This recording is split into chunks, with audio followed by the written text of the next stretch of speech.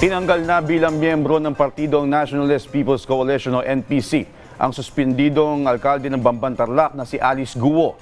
Sa liham na ipinadala ng NPC Chair at dating Senate President Vicente Soto III kay Tarlac Governor Susan Yap, ipinag-utos nito ang pagtanggal kay Guo sa roster ng miyembro ng kanilang partido.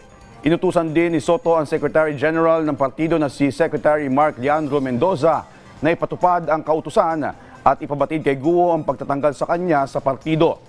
Nitong Biyernes ay naghain ng reklamong qualified human trafficking sa Department of Justice ang Presidential Anti-Organized Crime Commission o PAOK at PNP-CIDG laban kay Guo.